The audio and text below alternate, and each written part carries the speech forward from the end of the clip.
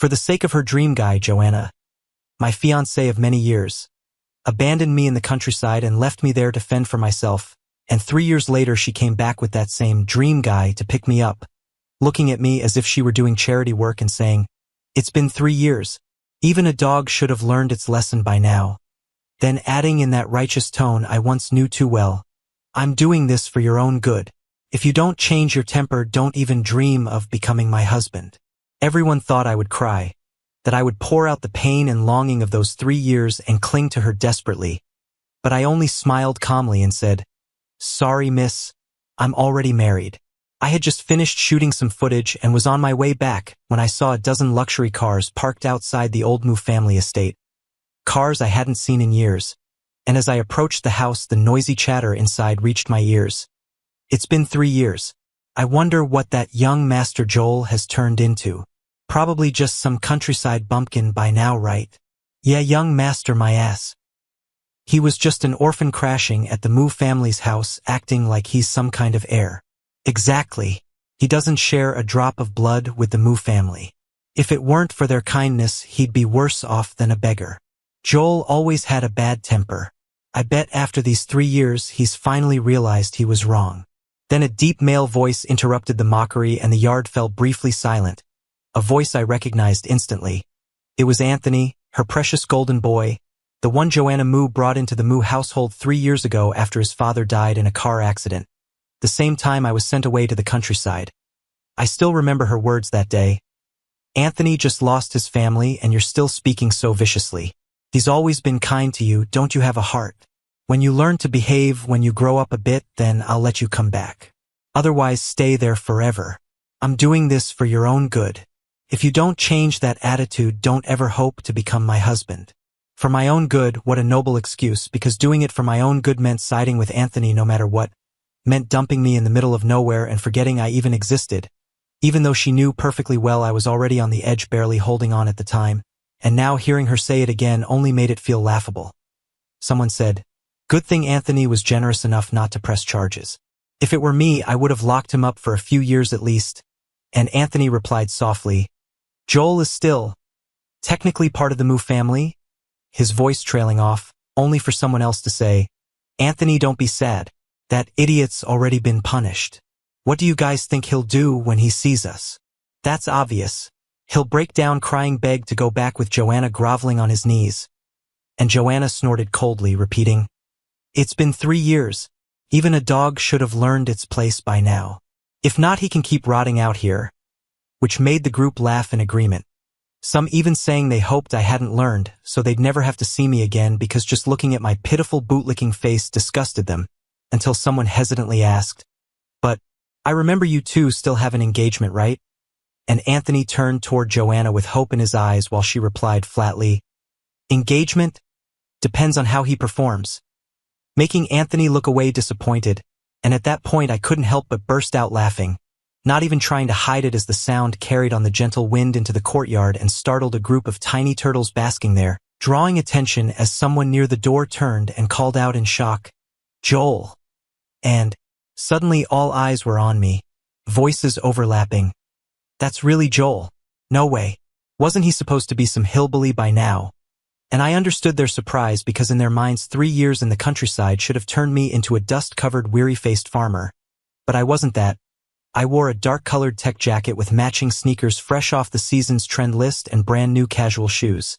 A high-end camera hanging around my neck and a coffee cup in my hand. Not a trace of a bumpkin about me, while Joanna's gaze settled on me with a flicker of surprise as she called my name in a distant tone, nothing like the warmth she used with Anthony. And I remembered how I once used to be upset by that and even argued with her about it, though not anymore, so I simply greeted her politely, "Miss Moo," taking a sip of my coffee, which made her frown slightly and say, "Only 3 years and you're acting like a stranger. I'm your fiancé. That's how you talk to me. Looks like 3 years wasn't long enough. You still haven't learned your lesson. If you keep this up, I'll really call off the engagement." And I glanced at her indifferently, wondering what made her think I would still have feelings for her after 3 years, because I became an orphan at the age of 10, and it was Grandpa Moo who brought me into the Moo household and announced my engagement to Joanna right then and there, and from that moment on I believed she would be my future wife, so I let myself fall for her, little by little, basking in the warmth of her kindness. When our love felt like it had reached its deepest point, she told me she loved me too. She said she wanted to be my wife. Then Anthony arrived at the Moo house, and everything changed. I watched, helpless, as the care that once belonged to me was taken away piece by piece. I saw how unconditionally she favored him. I argued with her, gave her the cold shoulder, even picked fights with Anthony on purpose. Every single time, without exception, it ended the same way, scolding and rage all directed at me. Then one day, Anthony's watch went missing. Joanna came straight to me and demanded an explanation. Yes, I didn't like Anthony, but I wasn't shameless enough to steal. Especially not at that time. My cat, whom I had raised for 8 years, was hospitalized and dying. That cat had been Joanna's birthday gift to me. She said it was a symbol of our love. To care for it, I had rented a place near the pet hospital and hadn't returned to the Moo house in a while. I stood tall and confronted her. But somehow, the missing watch was found in an old jacket of mine that I hadn't worn in ages. Joanna slapped me across the face. Then she shattered a bracelet, one my parents had chosen long ago as a future wedding gift for their daughter-in-law. I stared at the bracelet, broken into pieces on the floor, and something inside me snapped. I lunged at Anthony like a madman. In the chaos, he fell down the stairs. After that, Joanna sent me away to the countryside. And my cat didn't survive that summer. I stayed silent in the present, and Joanna's face grew more and more impatient. Just as she was about to lash out again, I slowly raised my left hand and showed her the ring on my finger. "Sorry, Miss Moo," I said. "I'm already married." Chapter 3. The moment she heard those words, Joanna's frown deepened. Anthony stepped forward and draped an arm around her shoulders, looking at me as if I were some mischievous younger brother. "Joel, you shouldn't lie," he said with a chuckle. "I heard from Joanna that she cut off your credit cards. So how have you been living all these years? You're still young. Don't let some sleazy woman take advantage of you." As he spoke, Joanna's gaze finally dropped to my clothes, and her expression slowly turned cold. She was clearly reminded that she had cut off all my financial support. In their eyes, someone without Moo family money had no right to be dressed like this. The small crowd around them looked at me with open disdain. One of them sneered, "Joel, don't tell me you've got yourself a sugar mommy out here in the sticks. What? Did some lonely old widow from the village take you in?" Joanna's face darkened instantly. Her eyes burned with rage as she glared at me. "Joel, are you even a man? You want to throw away your dignity, fine. But don't drag the Moo family name down with you." From her tone, it was obvious she believed I had become some rich woman's side piece. "But Joanna," I looked at her steadily. "After all these years we've known each other, even if you don't like me anymore, don't you at least know what kind of person I am? In your eyes, do I really look like someone who'd sell myself for money?" I swept my gaze over the group, my voice turning cold and sharp. "I should be the one asking if any of you have any dignity left. You came all this way just to act crazy in my front yard. I'm not like you losers. Even without anyone's help, even without the Moo family, I, Joel, can still live just fine." Joanna clearly hadn't expected me to talk back. She froze for a second, stunned. Then she let out a mocking laugh. "Oh really? You without the Moo family? Joel, don't be ridiculous. I know exactly what you're trying to do. This is all just to get my attention." I couldn't help but laugh, genuinely baffled. Does this woman even understand human language? Trying to get your attention? You think you're worth it? I flung the coffee in my hand straight at her. She wasn't prepared. The liquid splashed across her flawless face. "Ah, Joanna!" Anthony rushed forward and pulled her into his arms. But she shoved him away, wiped the coffee from her face, and raised her hand to slap me. I stepped back quickly and sneered. "What? The Moo princess wants to start slapping people again?" Her hand froze midair. She drew in a deep breath. "Joel, you're doing great, aren't you? Fine then. Stay out here for the rest of your life." With that, she turned and stormed off. And just like that, the main character exited the stage, and all the little side characters who had come to watch the drama filed out behind her. Anthony was the last to leave. As he walked past me, he leaned in and whispered, "Joel, thank you. If it weren't for you, Joanna would never have seen how good I am." I didn't respond. "The things you're so proud of, they're just the trash I threw away. You like picking up trash? Be my guest." After they were gone, I picked up the groceries and headed to the house across from the Moo estate. Inside, a woman was on a video call. The moment she saw me, she muted it and ran straight into my arms with a bright smile. "Took you long enough," she said. "I'm starving." Chapter 4. I smiled and pulled her into my arms. "I've been out working all day, and you didn't even think to cook me a nice meal to reward me?" I said. The woman scrunched her little nose and answered with an innocent look. "But I don't know how to cook. How about some instant noodles instead?" I turned around, bent down, and pinched her nose lightly. "You little rascal. When have you ever cooked in this house?" Then I paused. "I heard some noise outside just now. What happened?" Thinking about what had just taken place, my eyes dimmed a little. Joanna showed up, said she came to take me back. I gave her a lesson instead. Hearing that, her brows drew together. "That girl, Joanna. Good that you gave her a piece of your mind. Someone needs to teach her manners." I raised an eyebrow and studied her face. "That's it." She only smiled, her fingers tracing slow, lazy circles over my chest. "I know all about your past with her. Sure, I get a little jealous sometimes. But you're here with me now, and that's all that matters." As she spoke, her lips were already brushing against mine. Her kiss was gentle, almost like water, soft and unhurried, melting me bit by bit and pulling me deeper into her warmth. The next time I saw Joanna was a month later, at Gabriel's engagement party. He's my best friend, and he made a special trip to the countryside just to invite me. I couldn't refuse, so I agreed to go. Seeing Joanna and Anthony there didn't surprise me. The moment Gabriel noticed them, he pulled me behind him like a mother hen protecting her chick and had Angelica go deal with them. Angelica, his fiancée, was also one of Joanna's friends. Gabriel dragged me off to a corner and said in a low voice, "Joel, I'm so sorry. I forgot they'd be here too." I smiled and shook my head. After all those years at the Moo house, our social circles overlapped. It was normal they would show up. "It's fine. I stopped caring a long time ago," I reassured him. "Besides, I'm married now." Gabriel froze, his eyes widening. "You're married? Since when? And how come I didn't know?" 6 months ago."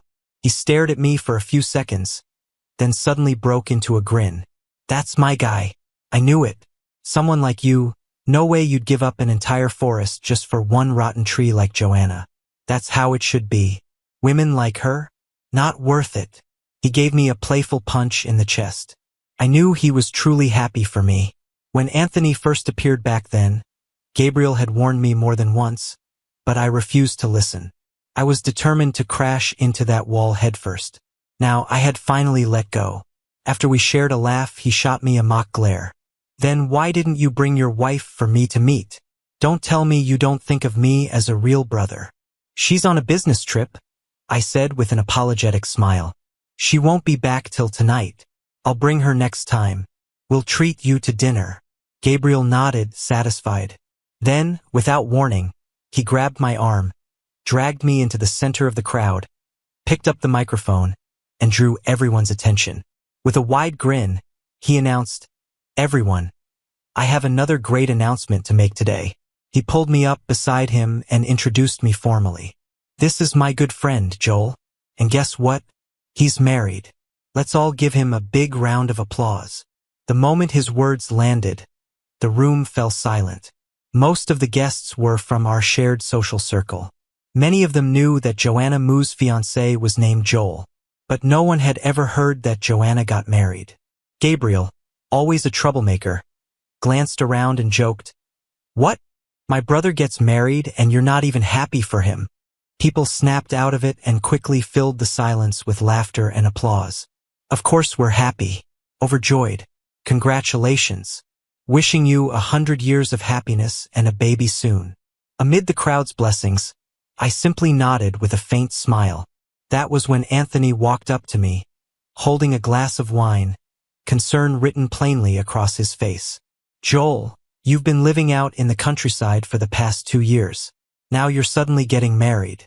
Are you sure you're not being scammed by some shady people out there? I know you're still upset that Joanna sent you away, but she did it for your own good. You're still young. Don't let your emotions cloud your judgment. Marriage is a big deal. You have to be cautious. I couldn't help cutting him off. Anthony, don't you think you're meddling a bit too much? Even if I were marrying a pig, it's none of your damn business. I really hated him. He clearly didn't like me, yet he always put on that concerned act. Back at the Moo household, he was exactly the same. Over time, I became the black sheep of the family. No one liked me. Meanwhile, he became everyone's golden boy, the perfect gentleman, warm and considerate. I had seen through that performance long ago. It was just boring now. Anthony's face darkened at being interrupted, and right on cue, Joanna walked over. She stared at me for a long moment before finally saying, "Joel, that's enough." After the party, I stood alone by the roadside waiting for a ride when Joanna's car pulled up in front of me. Her expression was cold. "Get in." I shook my head. "No need. My wife's coming to pick me up." She let out a sneer. "Joel, how long are you planning to keep this act up?" she demanded. "Fooling others is one thing, but everyone in city and knows you've been hopelessly in love with me for years. You'd die for me. Someone like you, who the hell would ever want to marry you? Get in the car and I'll forget you snuck back into the city." Her tone was sharp, cutting. When I still didn't move, disgust flickered across her face. "Don't tell me you really became someone's side piece. Who would have such awful taste?" I gave her a faint smile. "Miss Moo, have you ever been someone's side piece? Otherwise, what makes you so sure that's what this is? Only people with filthy minds assume everyone else is dirty too." She looked as if she had just swallowed something rotten. Her glare could have burned through me. "Joel, what the hell happened to you?" Anyone watching might have thought she was the one wronged, the one heartbroken. But the truth is, I haven't changed at all. I was a mischievous kid growing up. My mom scolded me for it constantly. Even after I moved into the Moo household, my personality never really changed. I still remember the first time I talked back to someone in that house. Joanna was there, laughing.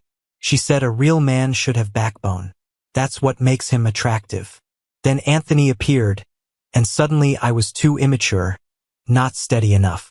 So I began sanding down my edges, swallowing my words, shrinking myself to fit what she wanted. But now I don't want to change for her anymore.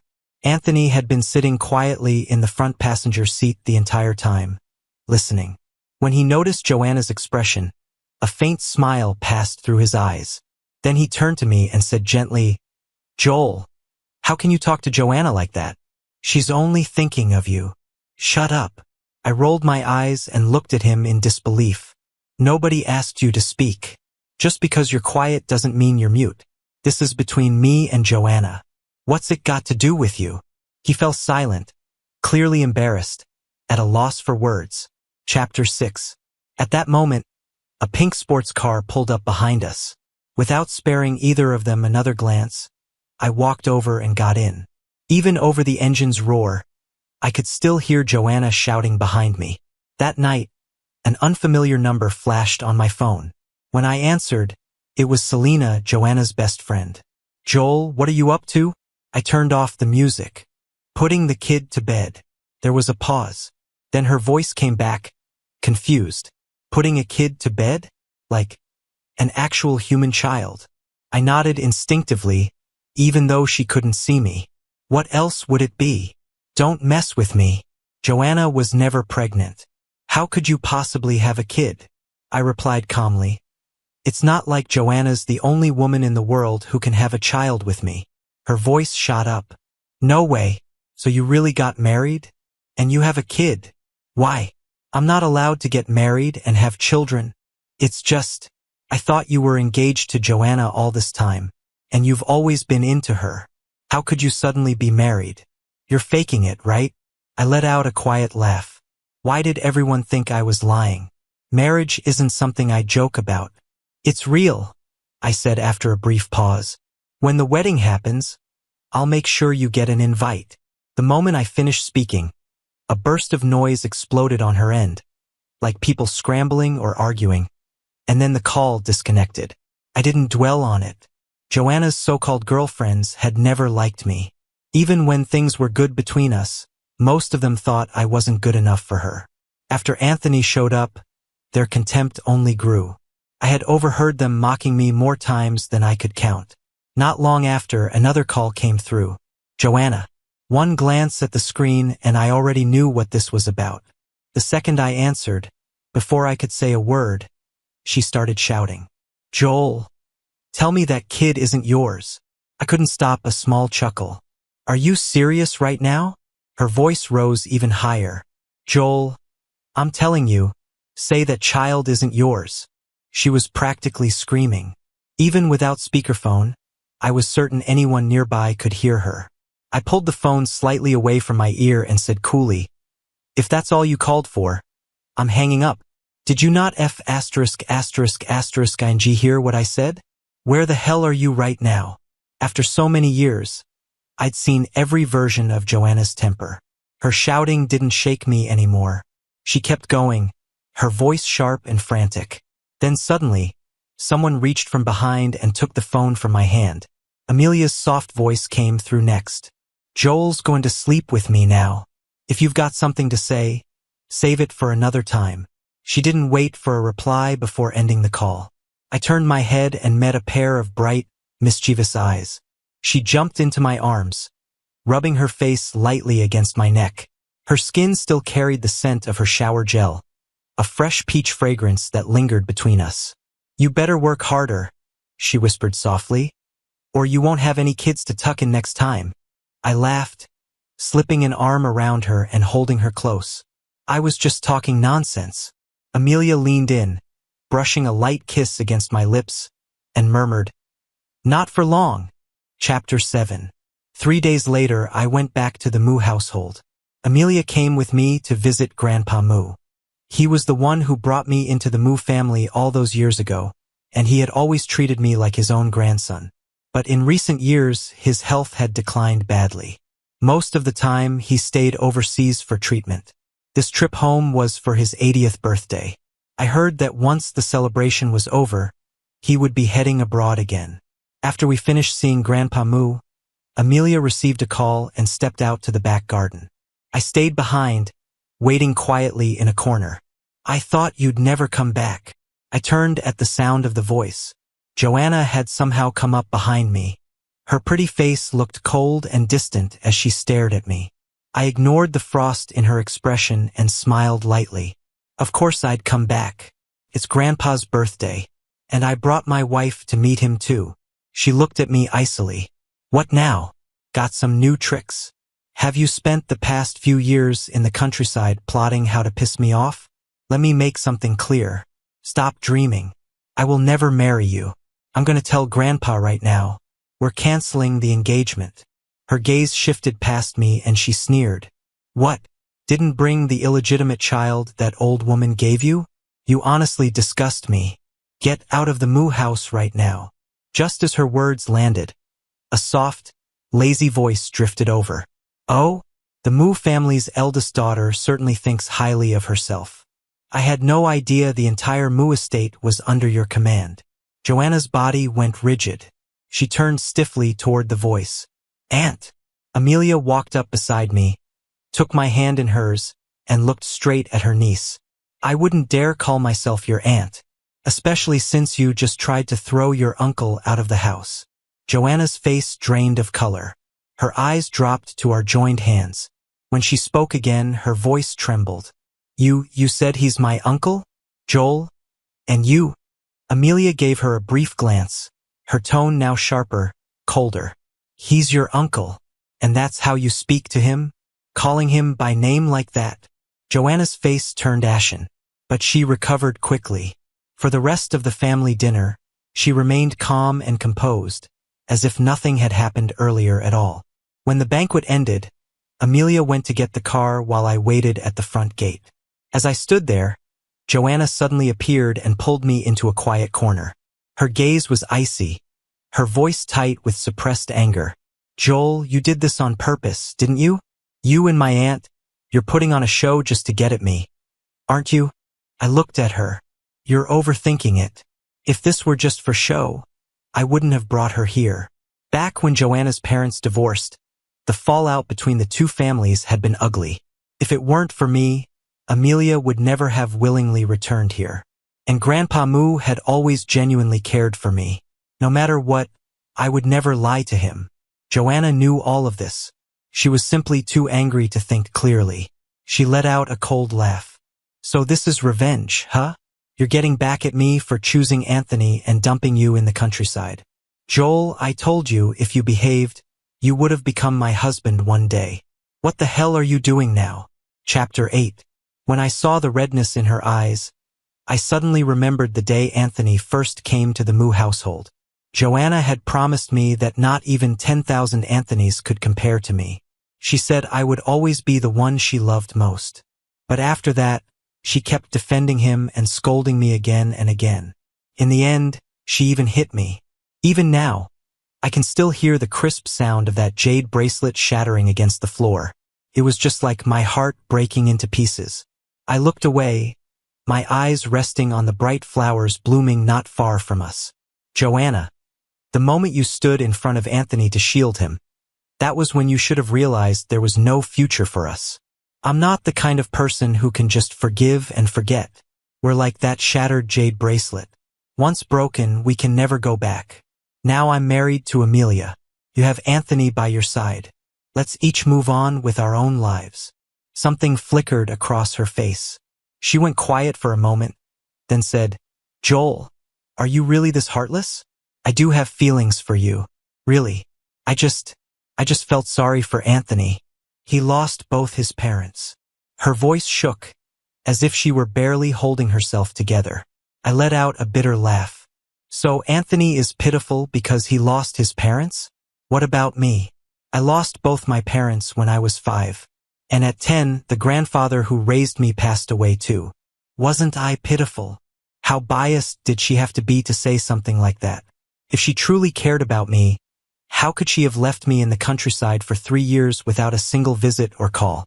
I met her eyes and asked quietly, "Joanna, do you remember why I came to the Moo family in the first place?" Her body stiffened. The color drained from her face. She opened her mouth as if to speak, but no words came out. I didn't watch her expression. I simply rolled up my sleeve and showed her the scar on my arm. "You probably don't know this, but when you sent me away to the countryside, I fell into depression. I attempted suicide several times. There were so many moments I thought I wouldn't survive. But luckily I made it through. And I met someone who truly loves me." Just then, headlights flashed nearby. It was Amelia. "She's here. I'll be going now." Joanna lowered her head and said nothing. I gently pulled my arm free from her grip and walked away. It wasn't until the car had driven far down the road that my phone buzzed with a message from her. "Joel, you once said you'd only ever marry me in this life." Yes, I did say that. Back when I loved Joanna more than anything. Back when I truly believed I would marry her someday. Back when I believed she would only ever love me too. I made that promise with all my heart. But now I've broken it. Because you were the one who turned away first, Joanna. Chapter 9. I didn't reply. I just tossed my phone casually into the back seat. Amelia glanced at me from the corner of her eye. "Was that Joanna?" I nodded lightly. "Yeah. She's been ridiculous these past few years. Always acting like everything in the world belongs to her. She'll come to her senses eventually." I turned toward her with a faint smile. "What? You're not even jealous?" This woman had never been known for generosity. She once made me throw away every single thing I brought with me from the Moo house to the countryside. Amelia didn't answer right away. Instead, she suddenly pulled the car over into a quiet, hidden spot. She leaned in, bit down on my lip, and growled in that sharp, sultry voice of hers. "Who told me to fall in love with you?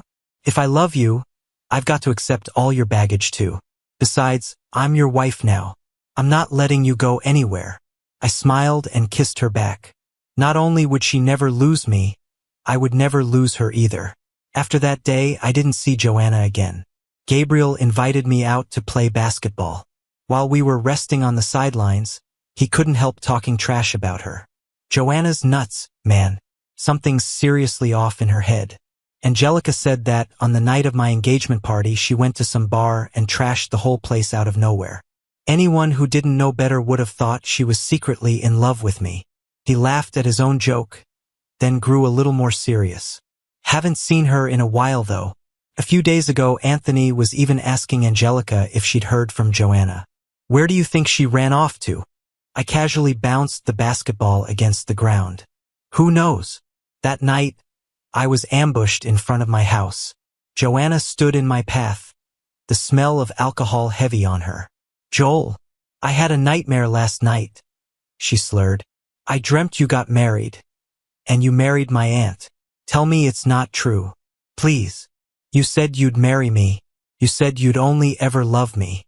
There's no way you'd marry someone else. I stared at her in silence and took out my phone to call Amelia. Before the call even connected, Joanna suddenly snatched the phone from my hand and smashed it onto the ground. Her eyes were red. Joel, say it. Say you only love me. Say you'll only ever marry me. Say it. Say you and Amelia are just lying to everyone. Say it's all fake. Okay? She slowly dropped to her knees in front of me, her voice shaking with desperation, almost like she was begging. I had never seen Joanna like this before. She looked like she really loved me. If this had been the past, I would have pulled her into my arms, kissed her cheeks, and whispered softly to comfort her. But now everything was different. I looked down at her, my voice calm and distant. Joanna, if you want to play the part of the heartbroken lover, go find Anthony. I don't need it. Her head hung low, her face hidden from view. After a long silence, she finally spoke, her voice quiet. Joel, I know I was wrong. I went to the countryside these past few days. I visited every place you lived during those 3 years. I even met your old therapist. I know I hurt you, but if you can give me a chance, I want to make it right. I'll go anywhere with you, somewhere no one knows us, just the two of us. I'll be the woman who loves you more than anyone in the world. Please, Brother Joey. Hearing her call me Brother Joey made my heart jolt for a brief second. Ever since Anthony showed up, she had stopped calling me that. From then on, it had only been Joel, cold and distant. Now she said it again. But it didn't bring me any happiness. Not even a little. No, I said quietly. What we had is over. Just like that jade bracelet of mine. It shattered long ago. With that, I stepped past her, ready to leave. She grabbed my hand without saying a word, but I could feel her fingers trembling. I didn't respond.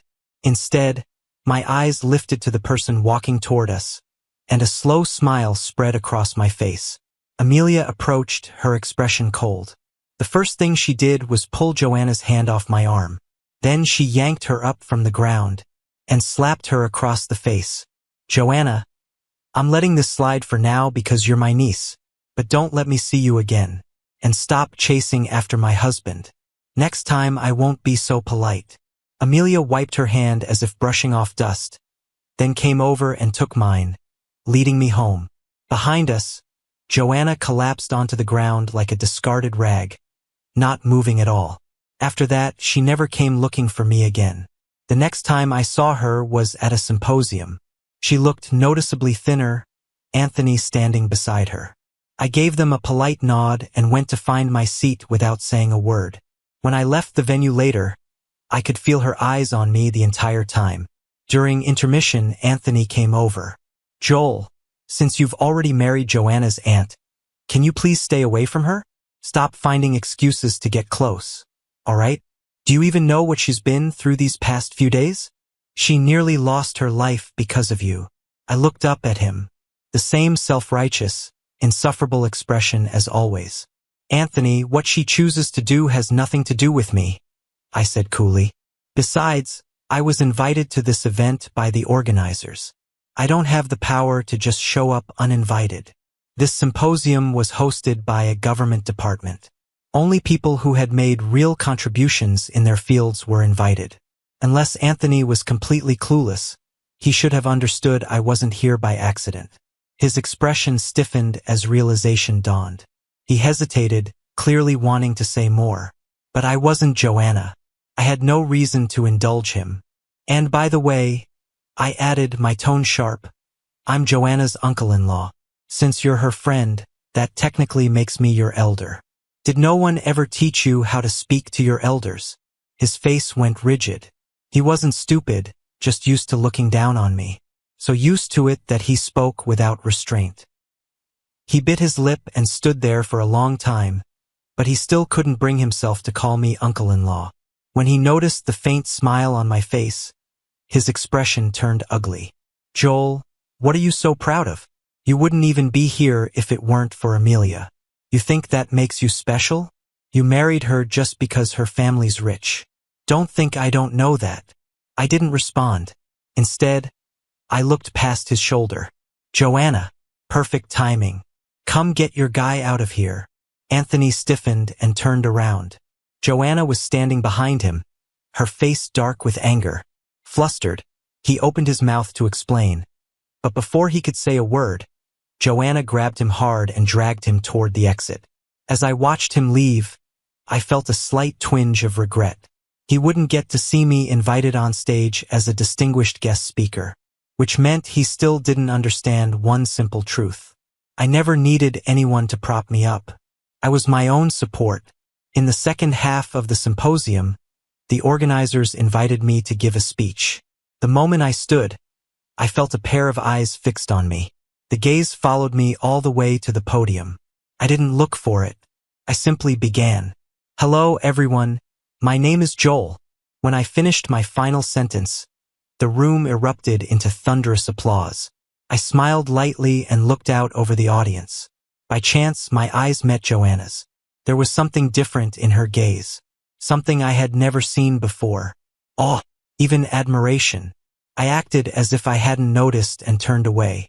When the event ended, she moved against the crowd and stopped in front of me. She looked at me for a long time before speaking.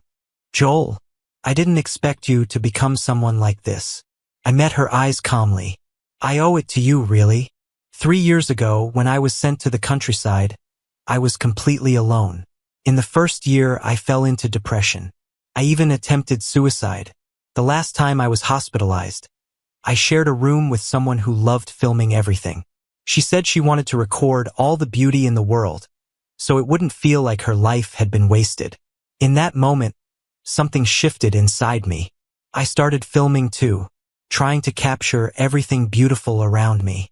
Through those videos, I began discovering the richness of traditional culture and forgotten craftsmanship. They were fighting too, trying not to be forgotten, trying to stay alive in a world moving too fast. Just like me, searching for a reason to keep going. That's how I began incorporating intangible cultural heritage into my videos. At first, I only wanted to preserve them, because once something is forgotten, it truly disappears. But to my surprise, the videos started gaining attention. I became a modestly successful content creator. A year later, I met Amelia. She had fallen ill and returned to the countryside to recover. At the time, I was still living in the old Moo estate, filming small moments of daily life. One day, during a heavy snowfall, she suddenly appeared in front of my lens. She saw the camera but didn't flinch. Instead, she smiled. She said, "You must be that video guy. I'm Amelia. I've wanted to meet you for a long time." Later, she traveled the country with me. We explored traditional arts and heritage together.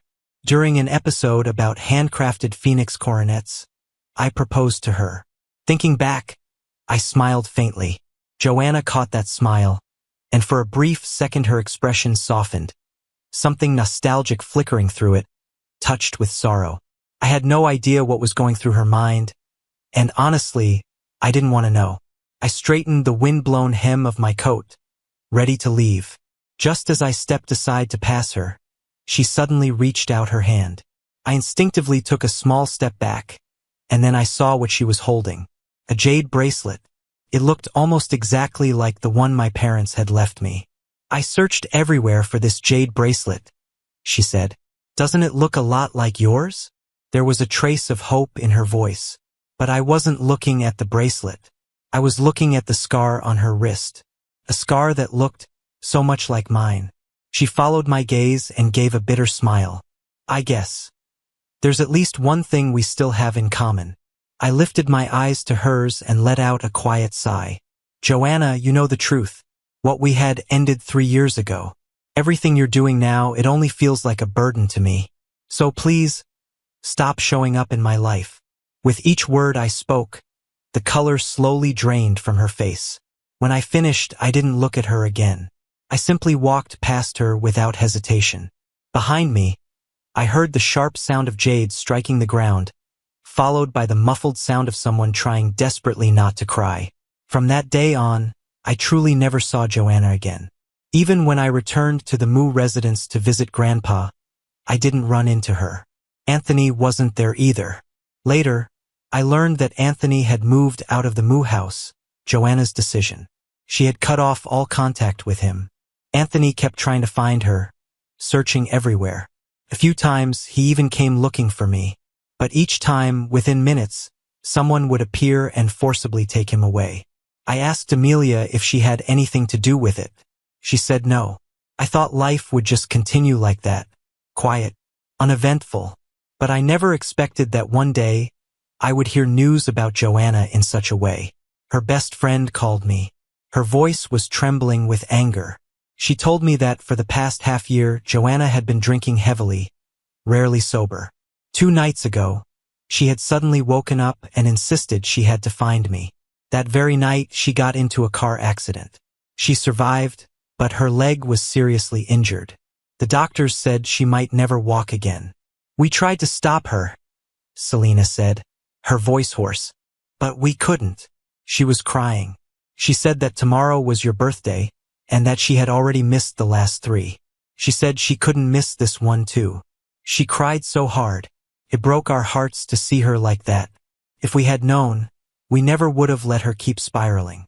She did all of this because of you. Amelia was curled up in my arms. When she heard the voice coming from the phone, she looked up at me quietly. I reached out and gently pinched her cheek, then ended the call without saying a word. She tilted her head and kissed my chin, whispering softly, "This isn't your fault. I knew that." And yet, the whole thing felt absurd. When she had stood by my side, she hadn't known how to cherish me. Now that she was gone, what was the point of pretending she ever had? Affection that comes too late is worth less than dirt. I had always understood that, so I never went to see her. Half a month later, in the middle of the night, I received a text. From Joanna. "Joel, I'm sorry." I didn't reply, because our story had already ended. From now on, I would remain untouched by spring and autumn, detached from romance and all the beauty this world tries to offer.